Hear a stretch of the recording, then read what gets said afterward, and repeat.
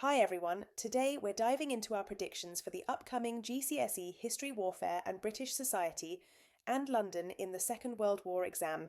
We will be breaking down what's most likely to come up and how you can do well for it. Before we move on, let me share something that would be really critical for you. These are content summary and top grade models answers written by our teachers. You can find a whole range of these resources at kingsbridgeeducation.co.uk. You can also find the link below.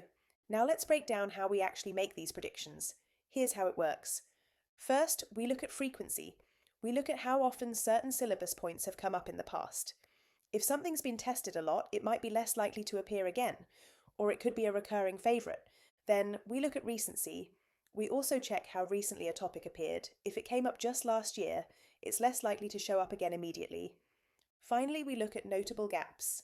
We scan for gaps in key parts of the syllabus that haven't been tested in a while. All three help us build a smart evidence-based predictions.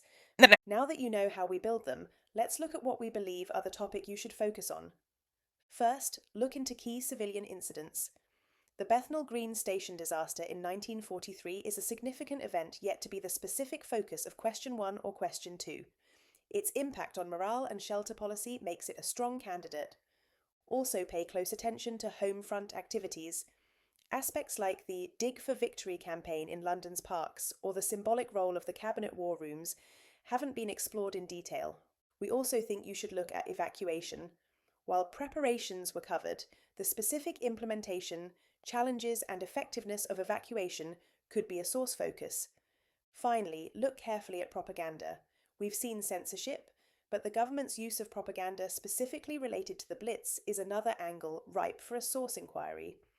Now let's turn our attention to Section B, the 4 marker. This is the compare and contrast question. These often jump between periods. Recent questions have linked the 19th or 20th or 21st centuries. Logic suggests we might see a swing back towards comparing the medieval from 1250 to 1500 and early modern periods from 1500 to 1700, perhaps focusing on army composition, weapons, or even civilian impact compared to later eras. What about Section B, the 12 marker Explain Why question? This tests your understanding of cause and effect within a period. We've recently seen modern attitudes, medieval army decline, early modern recruitment, and industrialization's impact. So what's due? Perhaps an exploration of civilian experiences in the medieval or early modern periods, the reasons for the development of the standing army from 1500 to 1700, or the specific impact of tanks or aircraft on modern warfare through a more focused angle than the general changes question from 2020. Now let's turn our attention to the 16 marks. How far do you agree question? Do note the period/theme rotation. One essay often leans towards earlier periods, such as the medieval or early modern period, the other towards the later ones from 1700 till present. Recent questions have hit medieval weapons, Naseby, medieval commanders, early modern composition, artillery, rifles, the home front, specialist groups, and Cardwell's reforms. However, do take note of the case studies that have not appeared often.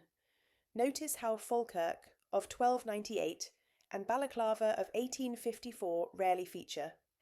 Balaclava, with its links to reporting and attitudes, seems particularly overdue for an essay evaluating its significance or impact. The Western Front Somme from 1916, while mentioned, hasn't been the core of a 16-marker evaluating its nature or impact in this cycle. What about the thematic gaps in particular?